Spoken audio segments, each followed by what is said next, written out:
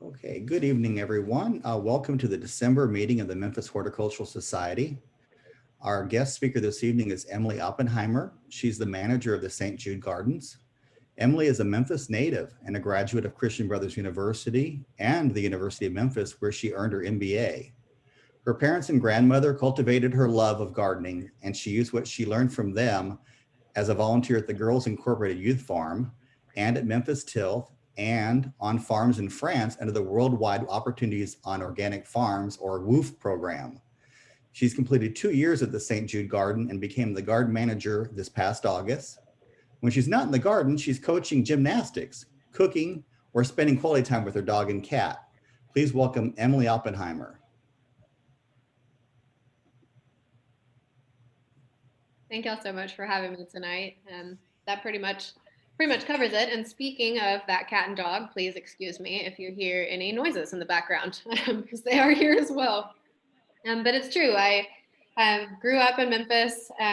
So, my bachelor's is in psychology and my master's is in business administration. So it was, I always have known that I've loved gardening. And in adulthood, I participated in what I like to call guerrilla gardening, which is just stubbornly forging on ahead with gardening, even in apartment buildings that told me I couldn't. So, for example, you tell me I can garden in pots, but not in the ground. Okay, I will stack my raised beds up on cement blocks. Tell me that's not a pot. So that is really, where I got my feet wet, I guess. And then after I finished my master's degree, I spent a couple months in France working on different organic farms. And that's where I really figured out that despite the fact I just got a master's of business administration, I'm pretty sure this is what I want to do for a living. So I've started volunteering with Memphis Tilth via the Junior League, and I was on the Grow Memphis Gardens committee for 3 years. And then just kind of in a serendipitous moment, I was talking to a girl named Ashley who used to work there, and I said, "So if somebody wants to do this for a living, like how is it too late? This is not what my education is in. What can I do? How can I do this?" And she said, "Actually, I'm about to leave. My position is going to open, and I think you have the volunteer experience." And she was my volunteer coordinator. So she said, "I think you have the experience to do this, and I'll put in a good word for you." So that is how I came to be a part-time employee at the St. Jude Garden. And then Mary Carnes, who is our beloved St. Jude Garden manager, left us for grad school in August, and I was promoted to her position. So today I will be sharing with you about our program at St. Jude. But really, I come to you as a student. I'm participating in the upcoming Master Gardener class this spring, and I still really feel like a youngin' in my horticultural journey. So I ask for your wisdom, your expertise, any insight or tips that you want to offer me. My contact information will be on the last slide here. So, please share with me because that's, I love hands-on learning. So I really think that community is a good way to do that. So, and I guess, let me just start by going through the history of the garden. And please excuse me, this is the first time I've ever done screen sharing. So if I'm a little clumsy, I will figure it out as we go. So the garden is an interesting place because this, St. Jude owns all of the surrounding property, but our garage building and the land that our garden is actually federal land. And St. Jude pretty much leased it basically so that nobody else could get it, but they can't really do any major modifications. They can't do any modifications to the building. So, the garden kind of came about as this, St. Jude wondering, like, what can we do with this space that's going to eventually be in the dead center of our campus that we really can't modify? It can't be a St. Jude building. We can't do a major construction project. So around 2010, a St. Jude kitchen employee asked if she could put a garden in. And so she did it largely as a volunteer. Then she ended up getting hired on to run it, as her job. But it was really just one staff member with pretty irregular help from volunteers, which is it's a tall order. It is a one city block. We, currently farm about 1 acre of it, but it is about a 2 acre facility. So in 2016, Grow Memphis, which is now called Memphis Tilth, but Grow Memphis was hired to do a consulting report to try to figure out, where the garden is, how they can maximize output, and then was actually hired to, awarded the contract that same year. So when Memphis Tilth took over the garden in 2006, it was about 65 raised beds or 63 raised beds. In the first year, many of the original raised beds were torn down and rebuilt, which is what these photos that you're seeing on the screen are. So on the top left, those brightly colored beds were the originals. They just tore them down around the mounds of dirt and then replaced them with our larger cedar beds, which is still, these are the beds that we still have in practice today. Another interesting thing about those beds, or about the other beds, is that they tore down a building on campus and utilized some of the concrete support beams to create other raised beds for us. So we still have those concrete beds as well. So when they took over, there were several of the programs that we are still operating under were already in place, but they were pretty disorganized, pretty just, kind of loosely thrown together by this volunteer who, I wish I knew her name. I don't, but I'm very impressed actually with what she did by herself, because it's hard with four of us. But so there was already the farm to kitchen program, which is, I should start by telling you really, our purpose, we grow food for the St. Jude Food Services system. So everything we grow goes into the cafeteria. So that program was already in place, but there was no real formal arrangement. There was no great record keeping system. No really good way for her to inform the cafeteria what she was going to be delivering to them. There was also already an on-campus farmers market, but it was actually totally separate from the garden. The garden didn't even have a booth at that time. And there was limited employee engagement. The employees were not allowed onto the premises due to just like insurance concerns. So one of the first things that the original Memphis Tilth staff did was figure out, how can we try to prioritize employee engagement, try to make the garden more a part of the St. Jude community and really beef up these programs and make it more of an official relationship so that the hospital is better served. They established a relationship with St. Jude Volunteer Services and started getting some real kind of structured, regimented volunteer input into the garden. So today, we now have 74 raised beds, a caterpillar tunnel, native and perennial beds, an in-ground planting area, an orchard, beehives, over 900 linear feet of plantings on the fence line. And then we also have on-campus butterfly and hummingbird gardens, which we'll talk about in more detail later. And now instead of one employee and volunteers, we have one full-time employee, which is me, two part-time employees in the main garden, and then another part-time employee who runs the on-campus gardens. And I really love this picture. This is taken from the roof of one of the parking garages on the St. Jude campus. And it's, it's kind of hard to tell. I don't know how big you can really see the screen here, but on that kind of bottom right corner, that's our orchard. So there are about 30 trees in the main orchard, but we're responsible for about 80 trees overall. The garden is between 2nd and 3rd and Overton and Shadyac. So it's just across 3rd from the main St. Jude campus. And we actively produce on about an acre. So that area, the whole basically right side of that from the Caterpillar Tunnel over is about 1 acre. And then you can see our garage building and our green space, which is left open for events, which hopefully, COVID willing, we will get to have again in the future. But it's just, I love this picture mostly because you can really see the way we are situated in downtown Memphis. It's something that I frequently think to myself is, I wonder if I'm the only person harvesting squash downtown right now. And then I'm like, I know I'm the only person harvesting squash in the shadow of the pyramid right now. So it's a really fun, interesting, and just incredibly humbling place to work, to know that St. Jude is one of the first hospitals in the country to start its own garden, to focus on, that hyper local organic produce. And so to be charged with managing that program and, ensuring that delicious, nutritious produce gets delivered to that campus is really just a humbling and wonderful, thing that I get to do every day. So I'm very fortunate and very appreciative. So let's see, I'm having clicking issues. But 2020, as you well know, has been a year of momentous change for us all. And so the garden has been no exception. We've continued adapting, continued changing programs, had many plans interrupted, had to, start back from square one and square 50 and just keep it rolling. So, as we have been saying, the grow must go on. The garden, much like everybody else, has to find a way to continue going. So in one day, we were asked to leave our office, which y'all saw that garage facility. We used to have an office space and the garage facility. We were asked to vacate our office in one day to accommodate the new COVID testing facility. There was a couple week period where it was like, we don't know. We don't know if the garden's going to be able to continue. Y'all can come to work tomorrow. You might not be able to come to work next week. Actually, why don't you take this week off?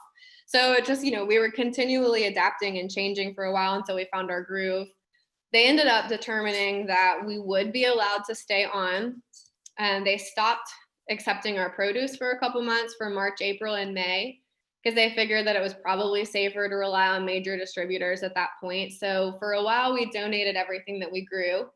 We donated it back through a different Memphis Tilth program called the Bring It Food Hub and the Pay It Forward system. And then we also donated to different soup kitchens and things like that. So, but I really just appreciated so much St. Jude's dedication to the garden, that even in the midst of all this change, that they did keep us on, even when they no longer felt safe, collecting our produce and bringing it into the cafeteria, that they still believed enough in what we were doing in our program to keep it going.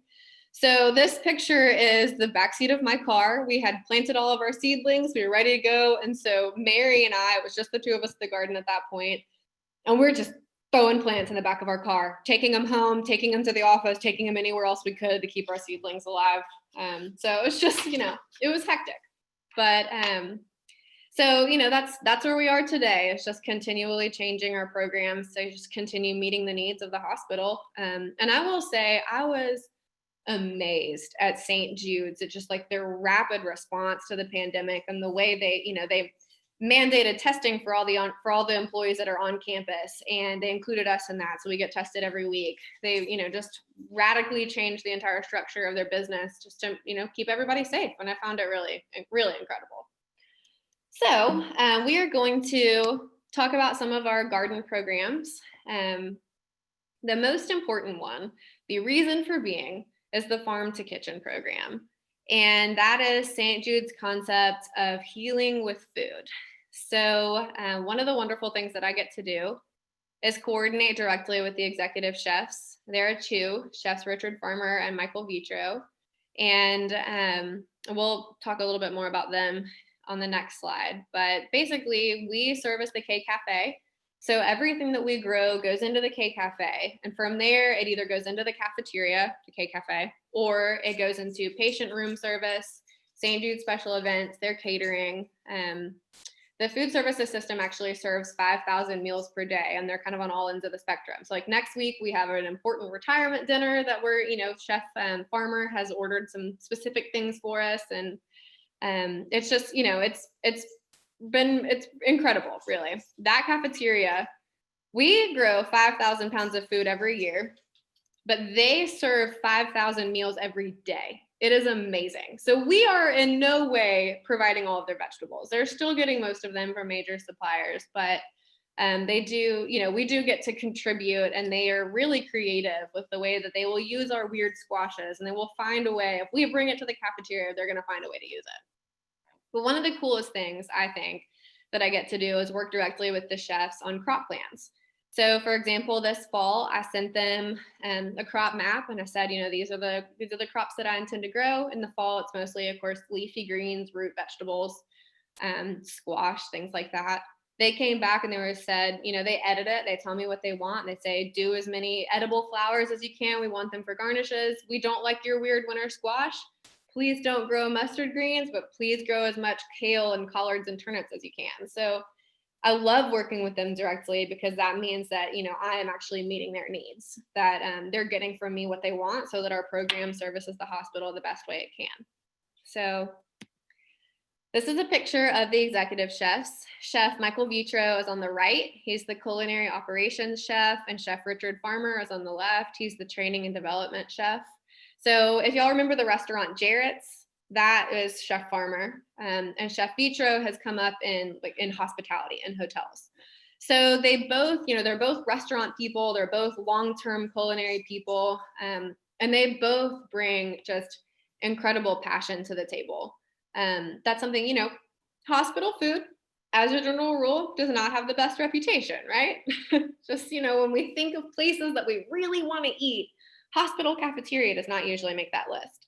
So for St. Jude, that's something they really believe in, the healing power of food. And, Chef Beatrice always like, we stop short of saying it's medicine. It's not medicine, but basically, if the kids are feeling good, if they're feeling better, they're more likely to eat, they're more likely to just, feel well, and that will help on their journey.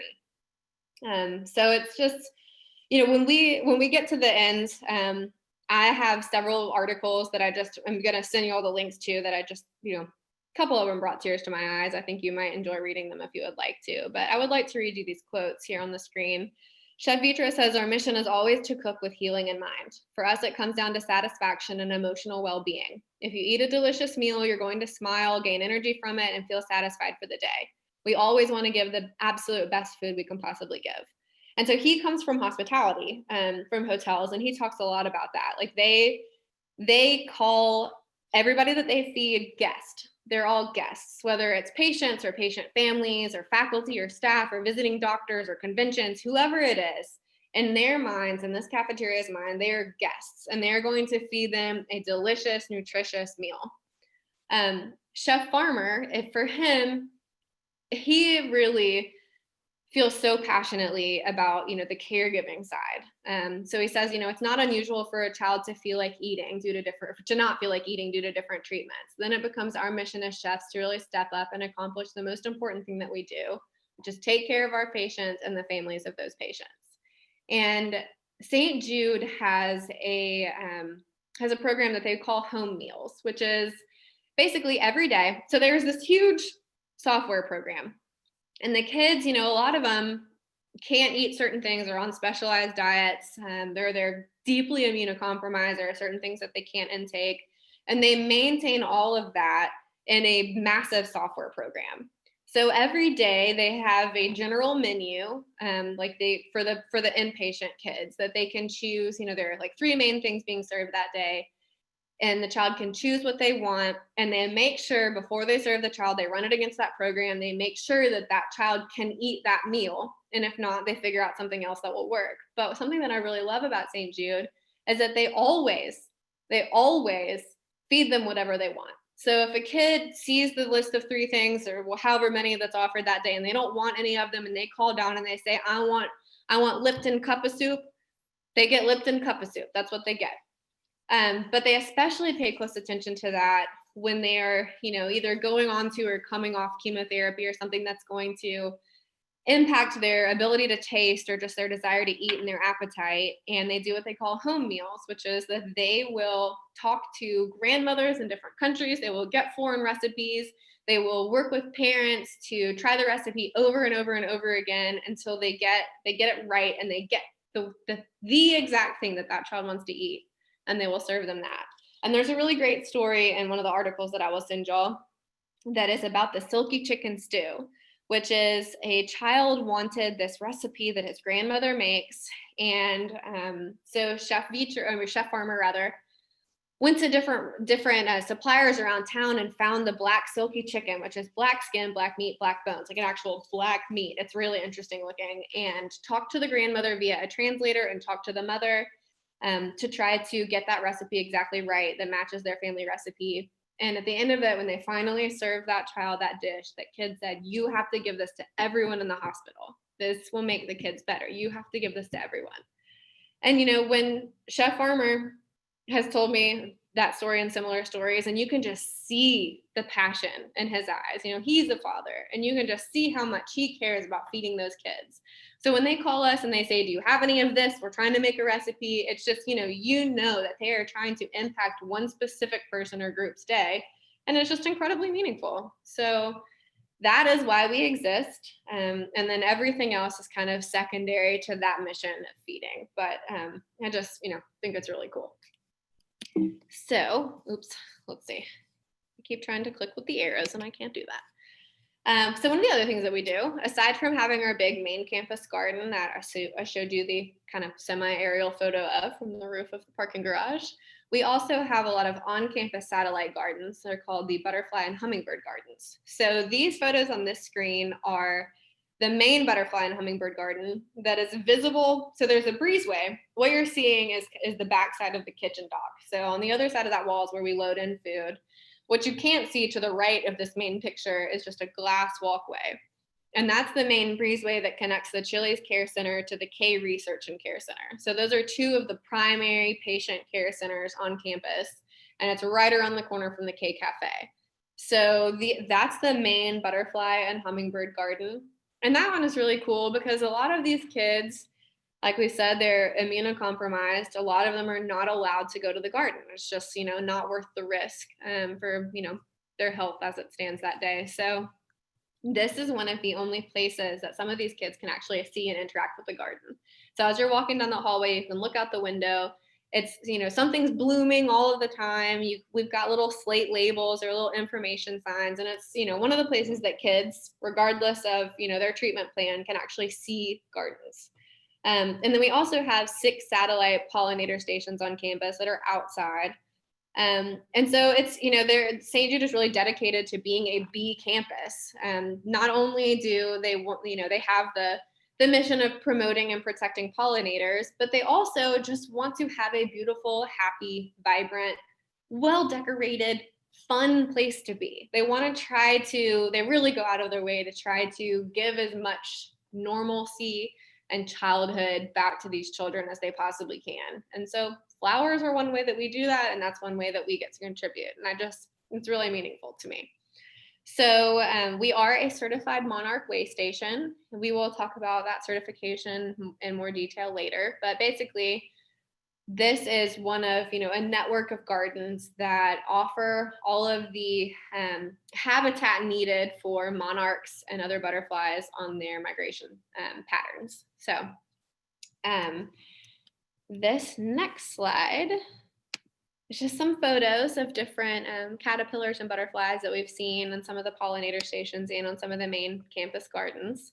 So this year alone, we've seen monarch, fritillary, swallowtail, admiral, sulfur, and painted ladies, and more, moths of all different kinds, hummingbirds. So it's cool. I mean, to me, when I see one of these babies, I'm like, yes, the garden is working. We're doing something right. So it's exciting to me. We also get to have bees on campus and participate in beekeeping. So this is one photo of my coworker, Devin, painting one of the bee boxes. And then in the center picture, that's, I don't know, sorry if I'm preaching to the choir here. Many of you are probably beekeepers, but this is something that bees do in the hot months called bearding. And it's basically just when they're, getting too hot in their hive, they come out and they kind of hang on to each other and just get some air and get some air moving around in those hives. So like I said, we currently have 2 hives. We just did our honey harvest for the fall, and we actually got 7.5 gallons of honey. It's interesting because we have one really active hive and one less populated hive. They're right next door to each other. It's just, I just find bees so fascinating, this little sisterhood that we get to hang out with and watch. We actually lost both of our hives earlier this year due to varroa mites. So these 2 hives that we have now that we just harvested from are new hives that were established from captured swarms given to us by our bee mentor. His name is Eric Karen. Some of y'all may know him because he's very active in the Memphis beekeeping community. But he is a St. Jude employee, and he mentors us just out of the goodness of his heart because he found out that we have beehives, and that's what he loves. So he shares his passion with us. I, for one, am completely dependent upon him because I'm still pretty new at this. So it's interesting too, because even that relationship has changed in COVID. Typically, he would come out a couple times a year, work directly with Mary. He hasn't been visiting mentors due to COVID-19, or mentees rather, due to COVID-19. So I actually have not met him. Our entire relationship has been with text. I'm like, help, Eric, the bees are really active today. And he's like, well, don't feed them before 7 o'clock in the morning. They don't like that, would you? So, I learned something new all the time. Actually, just last week, I was treating them for varroa mites. So we do a test called a sugar roll test. which feels very violent, but ends up being fine. And you scoop a half cup of bees into a jar, which all of the online videos suggest is very easy. And I have found that it is not, but you scoop bees into a jar, pour powdered sugar into the jar, and then shake and roll them for 2 minutes, then set them in the shade for 2 minutes. And then you shake the sugar back off of those bees through a mesh cover, pour water over it, and then in that you can count the number of mites. And so you're trying to get a representative sample of the population, figure out how many mites there are, and then based on those numbers, you know whether or not to treat. So in our less populated hive, we did see enough that needed treating. In our more populated hive, we didn't, but we were kind of right on the edge there. So we decided to go ahead and treat. I failed to zip my bee suit all the way. The bees got all riled up. They didn't like it. I got stung at least 10 times. And so this time last week, I couldn't open this eye. And I spent all of Thanksgiving with an ice pack on my face. And so, adventures in beekeeping, but we live and learn. Today, we took the strips back out. We fed them again. They were much nicer. I think we're all friends again, moving along. But so it's always something new and interesting. And I, like I said, am a student. I am always learning something new every day.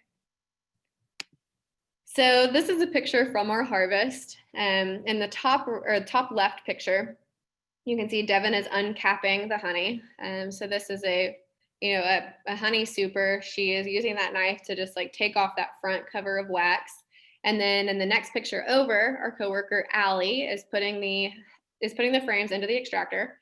And then we rotate the handle and it spins and it just shakes the honey out to the sides. And then it drips down the side of that extractor into a bucket. So this middle photo is a side view of what you're seeing on the bottom left over here. So that's dripping very slowly through a filter. It filters out all of the wax, all of the bees that decided to go on their little, honey drowning missions, and it leaves us with this just beautiful, beautiful raw honey. And then on this far right side, you can see once we've, filtered it out, we have all that wax left over, and the bees, always efficient, come back through and pick through, get everything that they can, get all the honey back out of that wax, take it back to the hive and produce more with it. And I just find them absolutely fascinating to see, the way they work together to utilize every single scrap of honey to get everything that they can out of it to keep feeding their hive and keep producing. I just find them amazing.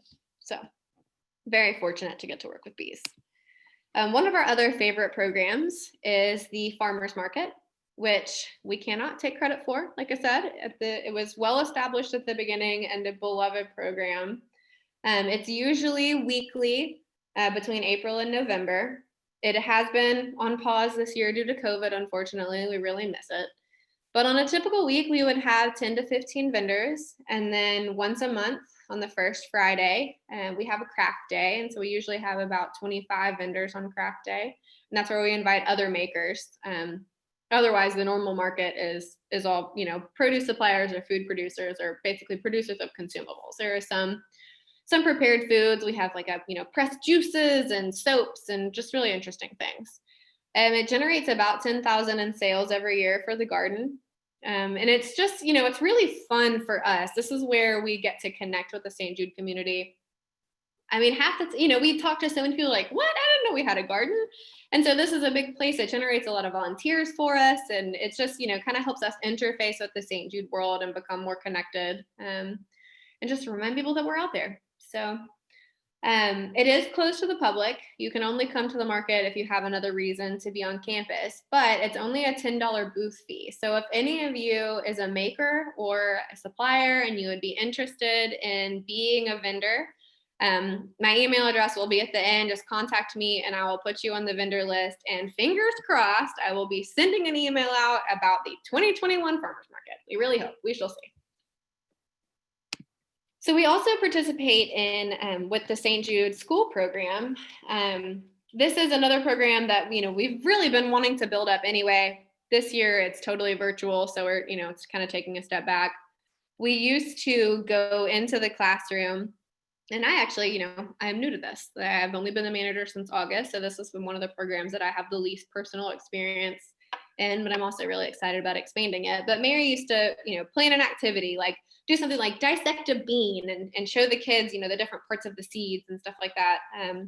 Or go in, have the kids help us with seed saving, or make like something out of flower petals, kind of craft oriented projects. But that always had a learning tie-in and education tie-in.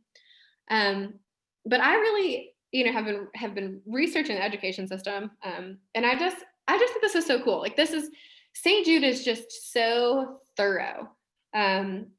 So they have this school program. They do both homebound learning, where they coordinate with a child's local school, or hospital-bound learning, which is for inpatient and non-local patients, where they have teachers available to them. They work directly with their home school to kind of keep the learning cohesive and aid in the transition back to the normal classroom.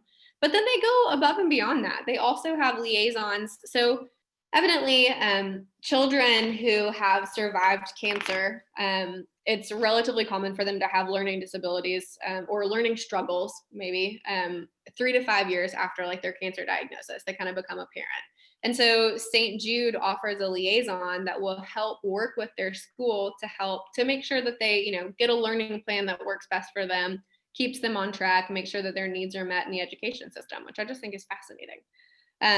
So they even offer ACT and SAT prep for high school students. I don't know. It's one of those programs that just like, they think of everything, and it blows my mind. But this year we did a virtual program. So we got caterpillars, and then St. Jude came over and filmed the hatch and the release, and the teachers formulated the lesson plan. And, I think they made 2 or 3 lessons out of our caterpillar offerings, and took them back into the school. So we hope that, I would really like to make this a little bit more structured and offer more programming, which, it's a little limited while we're virtual, but I hope that we can keep growing it. I just think I just think that's great that they, on top of everything else, that they're still trying to prioritize education. It's wonderful. So we also have the Living Well program, which is St. Jude's employee engagement program. So this is garden events, departmental lunches, things like yoga and fitness classes, and then different like departmental volunteer days. So these photos are from our fall festival last year. We had a bunch of crafts and games. We had vendors. We had a little photo booth set up. That's our funky little photo booth over there. And it's just a really fun day. It's just kind of relaxed, gets people into the garden, get their hands in the dirt. But to me, one of the most meaningful connections through the Living Well program is that the garden is now just available to the employees in a way that it wasn't in 2016. So we have benches throughout the garden. We encourage people to come, bring your lunch, take a walk, just explore it. And I just, something that's happened multiple times now is that a nurse will come over. They're often, the first time kind of timid, like, is it okay? Can I just be here right now? I've had a really hard day in the clinic, and I just need a place to be right now. And that to me is just so meaningful, because all of you as gardeners know, what gardening does to contribute to mental health and happiness. It just, it's really, we're growing food for our bodies, but it really feeds our souls too, right? So I love that we can offer that place, because, we are contributing to the St. Jude world, but not in the same way that the healthcare workers are. And especially in years like this, where they're dealing not only with COVID, but also with, devastating childhood diseases. So to be able to offer that just as a place for them to be is really meaningful to me. So we also are just absolutely dependent upon volunteers. And St. Jude has a wonderful volunteer services program. In an average year, over 1,000 volunteer hours are logged in the garden. This year, we did not have them until October. And so it became just abundantly clear what those 1,000 hours mean to us. In late August, so late August, things are looking a little frazzled. It's coming to the end of Memphis summer, but fall crops aren't in full swing yet. It's just like it's a scraggly time in the garden, right? I think y'all are probably familiar with that. So Chef Rick comes over to the garden, and he tells me, I have received an email from Dr. Downing's office, Dr. Downing being the CEO of St. Jude. Dr. Downing wants to know why the garden looks disheveled.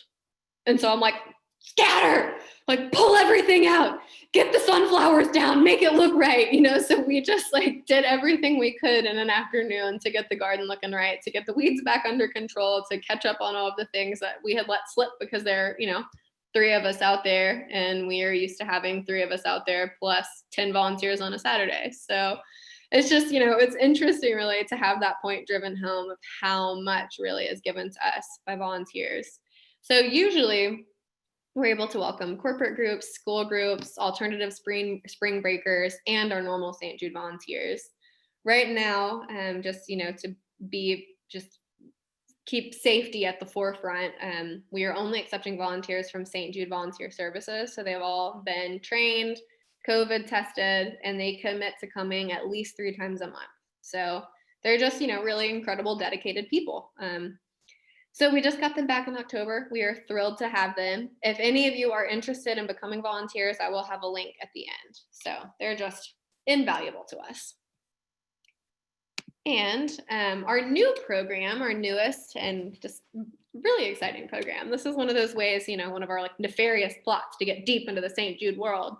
It's coming true through this K-Cafe market stand. So we can't have the farmers market right now because of social distancing. So we have been given about a shelf and a half of the first refrigerated display case that you see in K-Cafe. So it is the first thing you see when you walk into the cafeteria, and we can sell seasonal fresh produce. And then something that's been really fun is we are for the first time offering dried herbs and seeds. So we have a volunteer named Chuck Page who does all of our seed saving for us. And we've been packaging them all into these little packets and selling them for $1. And they have been selling like hotcakes. And that's so much fun to know that people are taking home a bit of the garden with them. And then also dried herbs. But it's interesting because if you see this sign, dried herbs are not for patient use, this was the only way that we were allowed to sell dried herbs. We were also wanting to experiment with teas, but infection control is just not comfortable with it. So, it's just they really pay attention to those details, to every single little detail. It's interesting too, because like we just certain things that we take for granted, that kids and their caretakers just can't, is like we're not even allowed to have or offer pumpkins because they're not infection control. It's just like not confident that we could get all of the bacteria out of the grooves of the pumpkin. So they're just really thinking about everything from top to bottom every day. So the dried herbs are not for patient use, but they are available for sale to patient families and staff and faculty. So that brings us to our growing practices. We are a raised bed garden, which is really, at the end of the day, this garden is just a ridiculous, stubborn, headstrong exercise in turning a gravel and cobblestone parking lot into a productive farm. So 8 inches below this grass that you see us standing on is gravel and cobblestone. So we have all raised beds.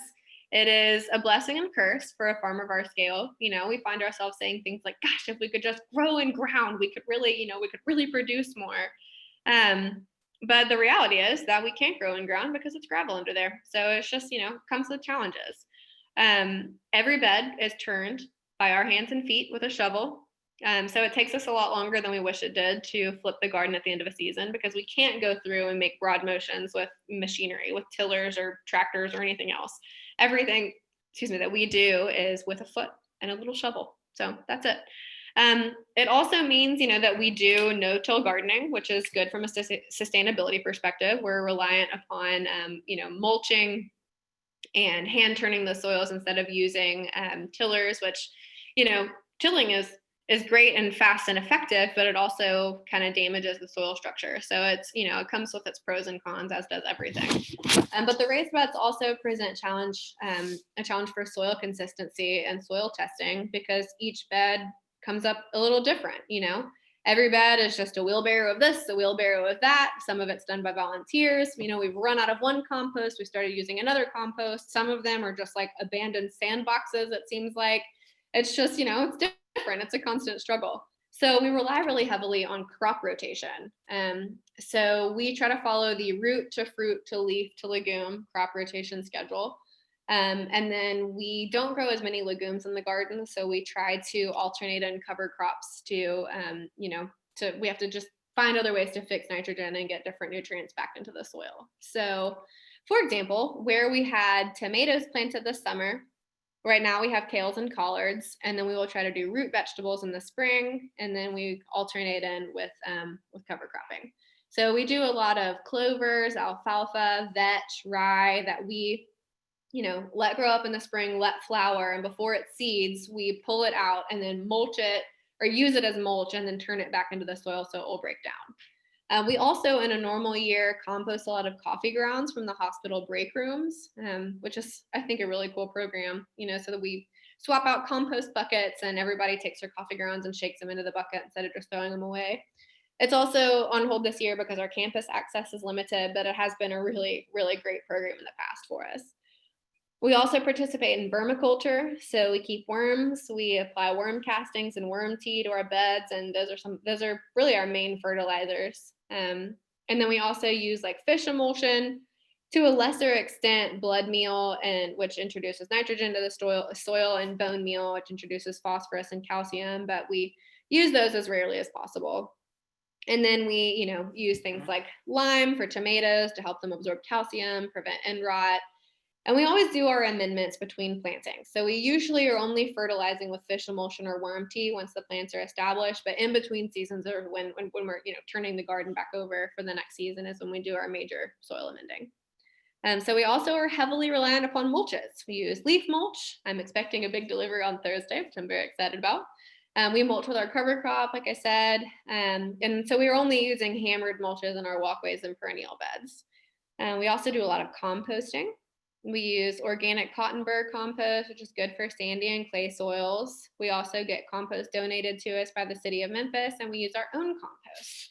So actually, one way, if anyone is interested in contributing to the garden, this winter, my big goal is to overhaul our entire compost system.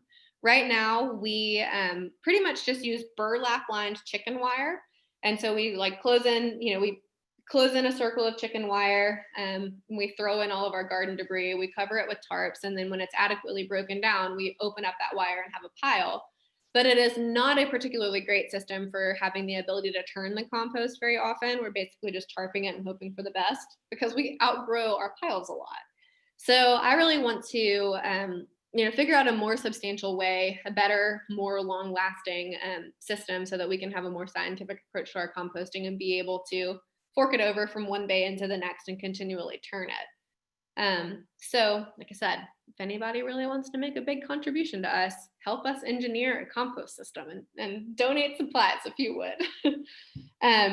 Another thing that we're doing actually right now, the aforementioned drainage issues due to the garden being a just, gravel parking lot, is that we have a little bit of a standing water issue. So as we have built more raised beds, the water really can't soak into the dirt because it's not just dirt, it's, cobblestones. And so we have a little bit of a standing water issue. So we have been filling in the standing water with our debris, with our compost debris, and then we are going to go back and mulch over it and hope that grass will grow and just kind of, rebuild that soil. It's interesting. This is one of those times that we are actually really thankful that we have raised beds because that could potentially be considered a contamination issue. But since our production area is raised and it's, the standing water isn't actually touching our production area. So the raised beds are really a lifesaver in that instance. So it's nice. It does mean that our feet are always wet, but that's all right. So speaking of that, I forgot about some of those pictures. So you can see on these top left, we built these little mini beds in between our raised beds. And so we typically do a layer of debris, that will compost and break down. And then we put our compost over that and just build up the dirt. This top middle picture is our vermiculture bins. So those are our worm bins. As it rains or we water, the worm tea trickles out into those buckets. And then, we try to aerate it. Sometimes we end up just applying it directly to the bed, but in an ideal world, you do an aerated worm tea where you just stick a bubbler in the bucket and let it run for 24 hours to just really drive up all that bacteria and then apply it to our beds. This bottom right picture is one of our cover crops. I love that one. That purple flower is Phacelia, and that one is just so beautiful. And then this middle picture is just a really nice picture of, this was a spring harvest. So we've got our carrots, our cabbage that wintered over, our beets. Those are little hawker-eye turnips at the bottom. It's a really nice salad turnip that you can eat raw. And then radishes. We always have a beautiful assortment of radishes. And then this bottom right picture is an example of our seed starting trays. So we typically start as much as we can in trays in our greenhouse and then transplant it into the garden. So now we will talk about our certifications. So our certifications help legitimize our growing practices and make sure that we are meeting our utmost goal, which is providing safe produce to the hospital. So arguably our most important certification is the Certified Naturally Grown, which is a program designed in accordance with the USDA organic program, but it essentially just saves us the $10,000 a year price tag. So we are subject to all of the same requirements of the USDA program, but instead of a USDA audit, it's a peer-to-peer system. So another neighboring farmer comes and inspects our garden, and then we do the same. So in order to be certified naturally grown, we can't use any synthetic or chemical additives except in certain just like very narrow, very specific allowances. We're trying to prevent buildup in the soil of salt and metals. So we don't use any raw manure or raw animal products. Everything has to be composted down. And then, certain synthetic micronutrients are allowed, but there has to be like a really clearly documented deficiency and need for them. And we don't have anything that falls under that category. And then certain things that are kind of common in gardens like boric acid, copper, and soaps are restricted. So for example, we can use soap for pesticide, fungicide, or algicide, but it can't be herbicidal soap. It has to just be a normal soap. So like our main usage of soap is drowning squash bugs. I just carry a bucket around with me and I just drown squash bugs all day long because they're one of our primary pests. And we don't use any sprays. We don't use anything, it's all natural pesticide approaches. So we use things like neem oil, drowning, manual eradication of bugs. So like a lot of clipping out of hornet nests and things of that nature. But what I really like about CNG is that it's not just about what we can't do. It's not just limiting. It really is designed to encourage sustainability and natural practices. So to be a CNG garden, we are to be stewards of the earth and make sure that we are contributing to our natural ecosystems rather than detracting from them. The USDA GAP, which stands for Good Agricultural Practices, is really geared towards food safety, and it is more along the lines of what you can't do. It is really geared towards making sure that we're not getting any pathogens into the food that can cause foodborne illnesses, that there's no contaminations, that we are just producing safe food. So it influences our growing and production as far as food safety is concerned, but it's not an organic program. So it does not limit anything like inputs, sprays, pesticides, stuff like that. You could use all conventional practices and still get a GAP certification. But this is an annual audit done every year by the USDA. And so they really pay close attention to harvest and post-harvest production, washing, sorting, packing, transporting, storing. So a lot of our standard operating procedures come directly out of this USDA program, and then they're informed by our Certified Naturally Grown, which is where we get our sustainable practices. We also just all went through a new Produce Safety Alliance growers training. It's a partnership pretty much between the USDA and Cornell University. So it's an accompanying training for GAP. So while the GAP audit is voluntary, the Produce Safety Alliance training is mandatory according to federal law. And it covers food safety, water usage, harvest and post-harvest, and is specifically engineered to reducing contaminating pathogens in food that lead to foodborne illness. So it's, those are our top main big regimented certifications. But then we are also a certified Monarch way station. As all of you know, butterfly and pollinator populations are in jeopardy because of herbicides and pesticides. So the Monarch way station, they're dedicated to creating, conserving, and protecting habitats. So the organization in charge of this is Monarch Watch. And this designation encourages population growth of monarchs and safe migration routes. So forgive me all if I'm telling you things that you already know, but the reason I want to talk about this one and a couple other ones is that you could all get your yards designated and become part of the network. So it's really pretty easy. You just go to their website and apply. It requires a 10 by 10 area with good soil and good drainage that gets 6 full hours of sun. You have to offer protection for all stages of the life cycle. So in other words, just they want plants that are close enough that, a caterpillar can be protected and they're just, not entirely vulnerable to pests and predators. You have to have either 10 milkweed plants of 2 different species or more than 10 of one milkweed, and they have to be native to your area. So for us, that's the aquatic milkweed, the white milkweed, and the butterfly milkweed, which is the orange one that I'm most used to. So those are ours in the southeast. And you also have to offer other nectar plants that are annuals or perennials.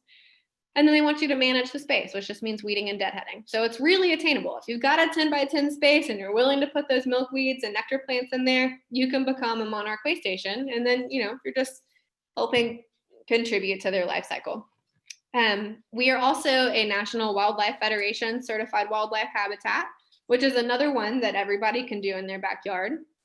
So your certification is basically just, a designation that your space is a safe space for birds, insects, pollinators, and wildlife. So you have to provide food, which can be as simple as a bird feeder, water, which can be as simple as a butterfly puddling stone. So we have a lot of those around the garden, just a saucer like for underneath a pot filled with rocks, filled with water. So it doesn't become a mosquito breeding spot, but it is a place that bees and other birds and butterflies can come touch down and get water.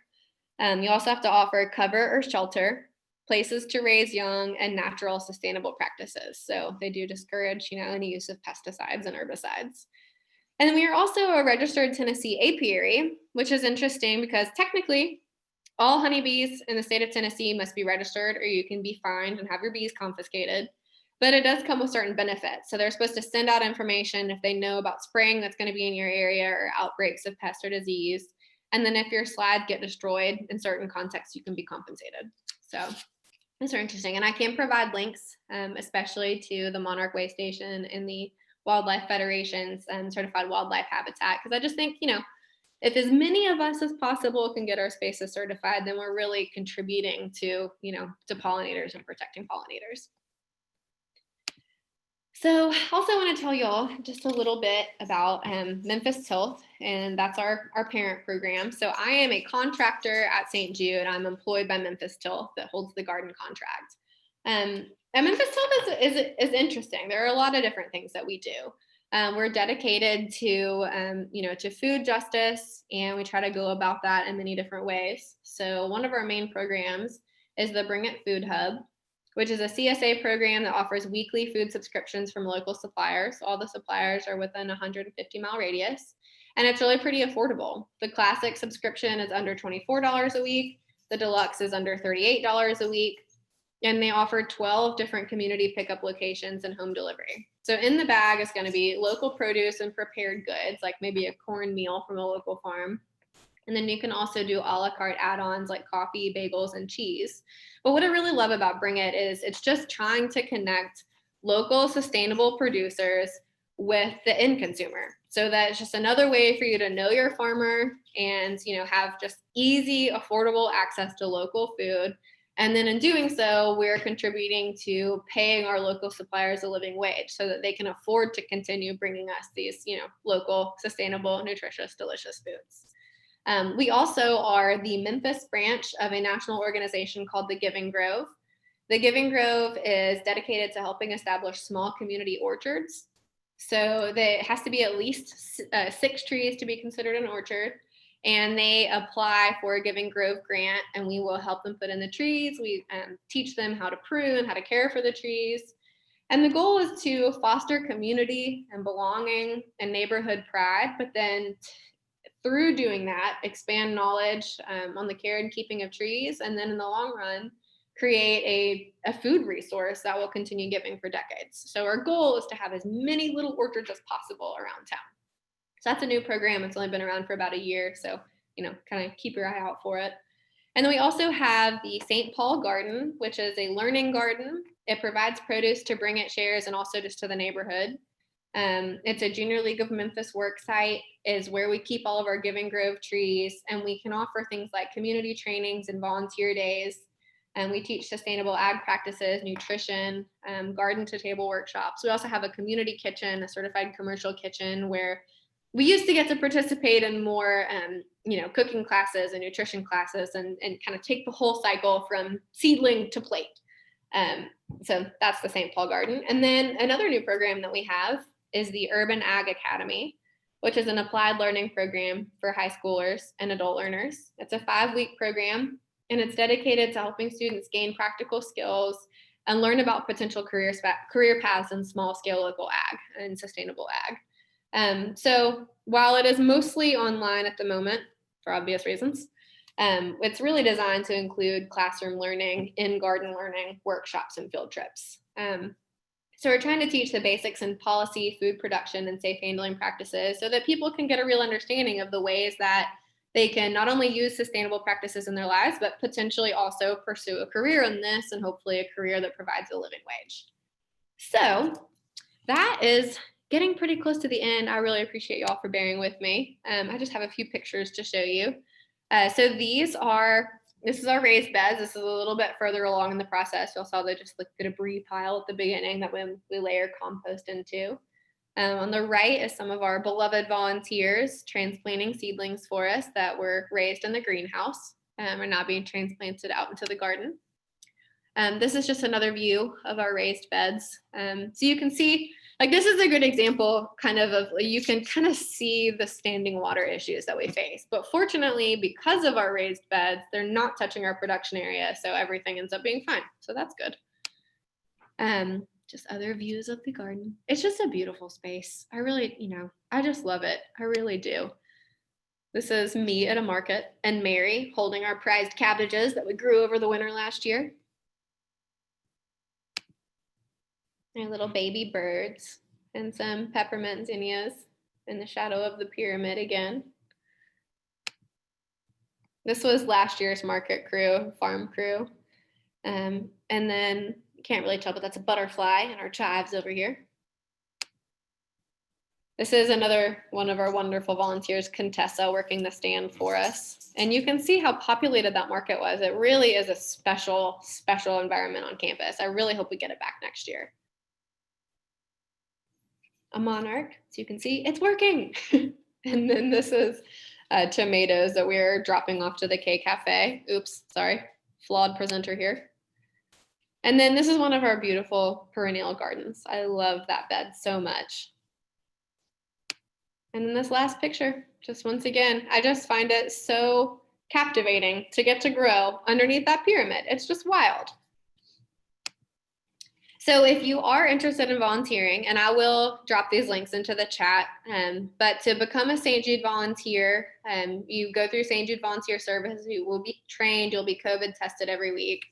To volunteer with Memphis Tilth, it is not as stringent of a requirement, and you don't have to commit to the 3 times a month. You can kind of hop around from program to program, so I'll include both of those links. And then I would not be a nonprofit if I did not shamelessly ask you to continue donating to Memphis Tilth on this Giving Tuesday. So I won't talk your ear off about it, but I will send that link in the chat as well. So I really just cannot thank you enough for coming here tonight or for logging in and watching this presentation. I hope I didn't bore you to death because, I just feel so passionately about this program and what we get to do and the very small way that we get to contribute to the wide world that is St. Jude. So I appreciate your time, and I would now like to open it up to questions. Okay, so very comprehensive presentation, so not a whole lot of questions, but if anybody has any, please go ahead and stick them in the chat box while we wrap up the things we do have. One question, you showed some baby birds and you talked about the bees and the pollinators. What else, or are you doing anything else for birds and or bats? Oh, that's a good question. We actually, we do not do anything for bats. So that is something that I should look into, but we do have different bird houses. We also, we've got several different bird houses, both on campus and in the main garden. We also do hummingbird feeders that we fill, and we have gotten a lot of hummingbird visitors. And we have a purple martin house that we have not put up yet. But now that we have volunteers back, we plan to put that up soon. But bats, no, we do not have a bat house. And that is a really good point. Thank you. Let's see. I'm sorry. I think y'all can still see my screen, but I'm going to try to drop these links into the chat for you. Just got them pulled up right here. So these are it's 5 articles about the chefs in the garden. I just thought y'all might find them interesting. So I'm just loading them in there instead of reading them all to you. And then let's see, these are our volunteer links. And then we will go back to questions. I apologize for this. And then this, told you, clumsy presenter. This is our link tree. So this will bring you to a list of links that talk more about the Memphis Tilth programs and then give you the opportunity to donate if you would like to. So, all right, back to questions. Everyone, I'll make sure you get those links out via email because I know a lot of you are going to have time to cut and paste those out of the chat. So another question that came up was, or just could you recap again about the Giving Grove? What's the purpose of the program and how many trees does it take to be part of that program? So they want you to have a minimum of 6 trees, and they're all going to be fruit trees or food trees. So it could potentially be a nut. But so the concept is that a Giving Grove, you need to have a community coordinator. You contact Giving Grove. Giving Grove will help you put together a crop map, and they will connect you to, there's a specific grant that I'm forgetting the name of, but there's a specific grant that will cover the cost of all of those trees and help you get water put in, and then teach you what you get a consultation. We help you plant the trees. We do volunteer days. And then we teach you different things about pruning and when to do that, so that the goal is that years down the line, your neighborhood will have a food source, at least during one part of the year, that, hopefully people will continue sharing the knowledge, and that orchard will spread. People will continue planting trees, and, a food source can be generated down the line, basically. It's a new kind of lofty goal, but it's, just to try to foster, community involvement, neighborhood engagement, and then just learning, because if you can grow your own food, then you can kind of grow your way out of food insecurity is the goal. Okay, another question we had was about your irrigation system. How's that worked? Is it drip overhead or buckets? Depends on the type of the year. It's a drip system. So every bed has its own drip hose, which is fantastic. We are so lucky to have that kind of irrigation because it just would not work, But unfortunately, it is also the irrigation system that contributes to some of the standing water problems that we have. So it's kind of a give and take. And then in the winter, they cut off the irrigation. So we just run 4 hoses end to end out of a mop sink in the garage, and we water by hand. So it's, sometimes it can really be a lot to get the garden watered, but most of the year we do have an irrigation system. And it looks like one final question, if you've done anything to look at soil-free mediums or hydroponics or anything like that, or is that under consideration at all? So hydroponics, we have talked about it, thought about it, wanted to do it, but St. Jude is really not comfortable with most applications of water just because of how quickly bacteria can spread through water and foodborne pathogens. Water is one of the greatest sources for contamination in a garden. So that is not really available to us at the St. Jude garden. But Memphis Tilth has done some hydroponics and aquaponics.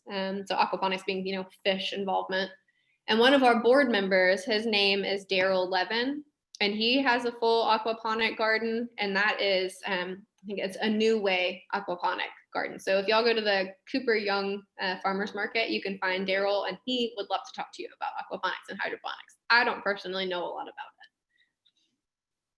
it. Excellent. I think everybody's just astounded at what you can accomplish in an urban environment if you're intentional.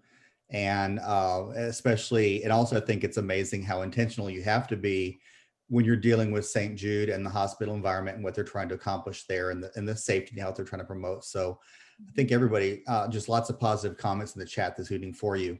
Also, I know several people in this program are joining me and congratulating you and joining the Master Gardener program. It's super informational, very meaningful, and I know that you'll enjoy it.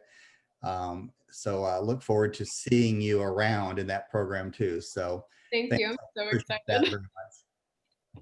So in a moment, we're going to have a couple announcements, but I do want to thank you again for doing this, Emily. And I think everybody, I think it just the detail was very interesting. I don't think people realize what all is really going on. So thank you so much for that. And like I said, I will be getting those announcements out to everybody. And also, I will have this online at our YouTube channel. So if anybody who missed it or wants to see parts of it again, it will be out there probably by the end of the week. So with that, I'm going to transition to announcements. Thank you. Thank you so much for having me.